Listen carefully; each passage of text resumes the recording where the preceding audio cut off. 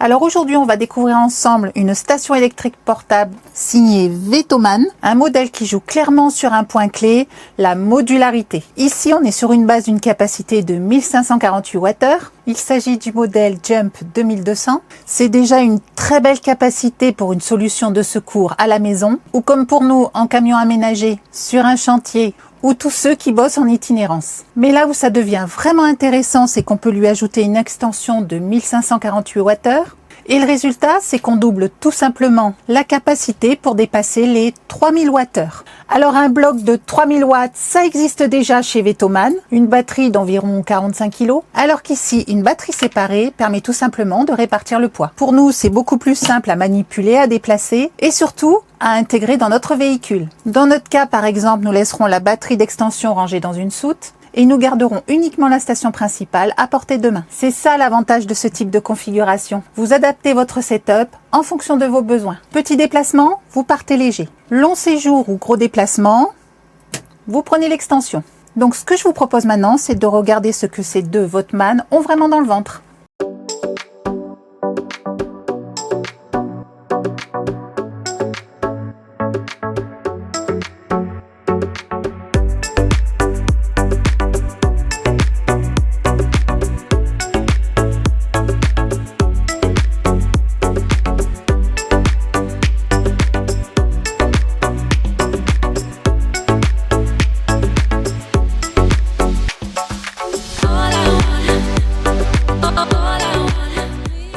Alors sur les deux modèles, on est sur un format assez compact avec une poignée bien intégrée qui permet une prise en main facile. Petit bémol quand même, cette poignée est arrondie sur le dessus, ce qui rend quasi impossible de poser quoi que ce soit dessus. Donc pour les empiler l'une sur l'autre, ranger rapidement un objet ou poser un accessoire, ce n'est clairement pas l'idéal.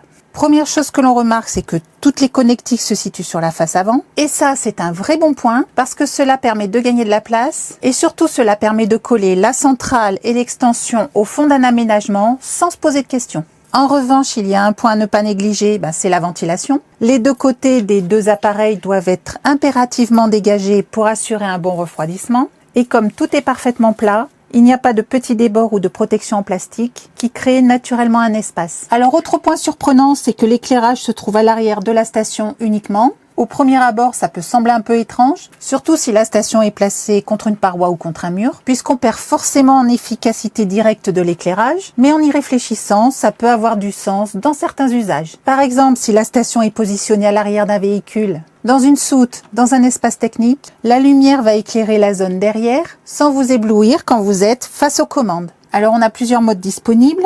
Celui-ci, le mode fait pour une ambiance douce ou pour économiser la batterie, un mode moyen pour un éclairage classique et un mode intense qui permet vraiment d'éclairer une zone de travail. Et à ça s'ajoutent deux modes spécifiques, un mode clignotant, utile pour signaler une présence, et un mode SOS qui permet clairement de faire la différence en cas d'urgence.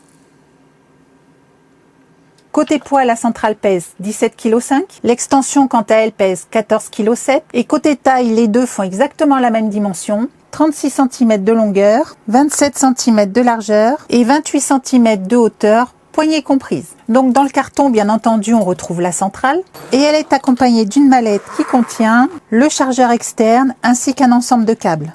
On y retrouve un câble WSB-C, un câble USB-A USB-C, un câble de recharge allume-cigare et bien sûr un câble d'alimentation secteur pour recharger la station via le chargeur externe. On y trouve également un manuel d'utilisation avec un chapitre en français. Et ça, c'est plutôt appréciable pour une prise en main rapide et sans prise de tête. Et petit bonus sympa, une planche de stickers pour les fans, histoire de personnaliser un petit peu le matériel. Et maintenant, côté batterie d'extension, même chose, on retrouve une pochette avec cette fois un seul câble et c'est tout simplement celui-ci qui va servir à raccorder la batterie d'extension à la station principale. Et bien entendu, un manuel d'utilisation est également fourni. Ici, on retrouve tout le panneau de connectique, entièrement regroupé en façade, ce qui facilite l'usage. On commence par deux entrées DC avec une plage de fonctionnement de 12 à 60 volts. C'est ici qu'on viendra raccorder le chargeur externe ou éventuellement une autre source d'alimentation compatible. Juste à côté, on retrouve toute la partie USB, deux prises USB-C, trois prises USB-A de 5 volts et 2,4 ampères et une prise USB-A Quick Charge. On retrouve une prise allume-cigare très pratique pour alimenter des accessoires en 12 volts et en dessous 2 prises de 12 volts et 10 ampères. 2 prises idéales pour alimenter de petits appareils en courant continu sans passer par un convertisseur. Ici sont regroupés les blocs prises en 230 volts avec une puissance de sortie maximale de 2200 watts et bien sûr chaque bloc est alimenté par son petit bouton dédié. Alors c'est propre, clair et surtout ça évite d'alimenter des sorties dont on n'a pas besoin. Cet emplacement, le jumper câble, est tout simplement un port prévu pour brancher un câble de démarrage de véhicule. Et concrètement, il nous permet d'utiliser la station comme booster de batterie. Et juste à côté, on retrouve le port dédié à l'extension qui va nous permettre de relier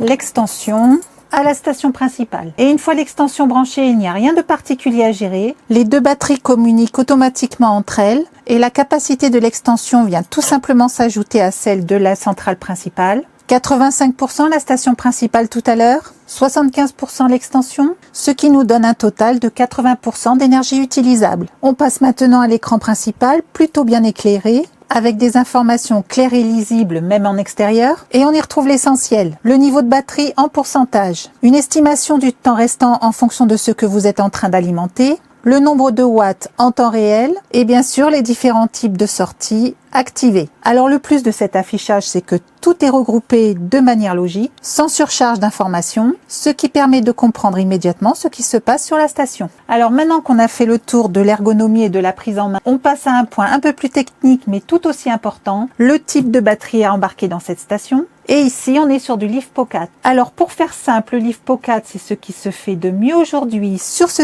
type de station. Et le premier gros avantage, c'est la durée de vie. Plus de 3000 cycles annoncés par Vetoman sur cette station, avec une garantie offerte de 24 mois par la marque. Et concrètement, cela veut dire que la batterie va tenir beaucoup plus longtemps qu'une batterie classique. Deuxième point, la sécurité. Le LiFePO4 est une chimie beaucoup plus stable, ça chauffe moins et ça encaisse beaucoup mieux les utilisations intensives. Et troisième avantage, la stabilité des performances. Même quand la batterie se vide, elle garde une tension assez constante. Et résultat, vos appareils fonctionnent de manière plus régulière, sans chute brutale de puissance. Et autre point intéressant, c'est la tolérance aux conditions difficiles. C'est que ces batteries supportent mieux les variations de température et les usages intensifs, ce qui est parfait pour une utilisation en extérieur ou en voyage. Et enfin, c'est aussi un choix plus durable, puisque s'il est moins sensible à l'usure dans le temps, on remplacera moins souvent la batterie. Et puisqu'on parle de sécurité, justement, cette station intègre tout un système de protection électronique. On retrouve une protection contre les températures trop élevées, une protection contre les surcharges, une autre contre les courts-circuits, une contre les surintensités, et enfin une protection contre les décharges profondes, ce qui permet de préserver la durée de vie de la batterie.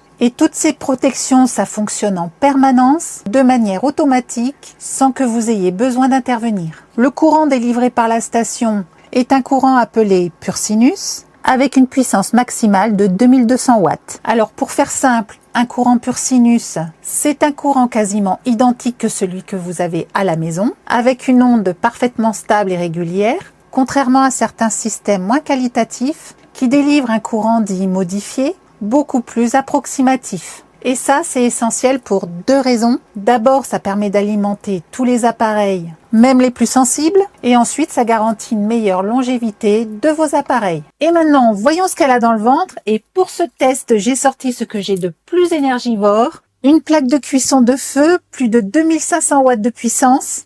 Donc là, ça va être vraiment ce qu'on appelle une vraie charge. Le principe est simple, c'est comme à la maison.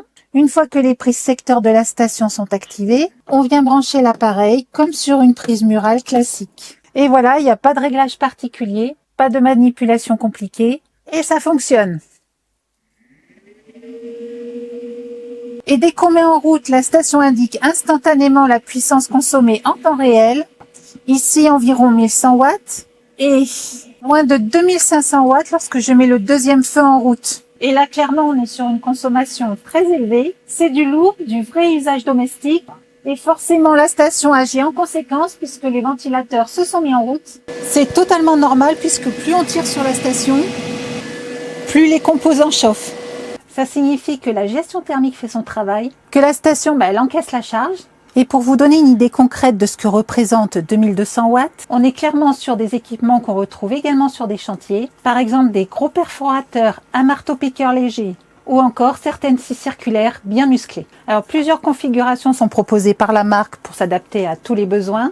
La station seule, la station plus l'extension, la station plus l'extension plus un panneau solaire de 110 watts ou avec des panneaux solaires de 200 watts ou 400 watts. Bref, que vous soyez en voyage, sur un chantier, sur un marché ou simplement à la recherche d'une solution de secours pour la maison, vous trouverez forcément une configuration qui vous correspond. Au final, on est sur une station qui coche beaucoup de cases.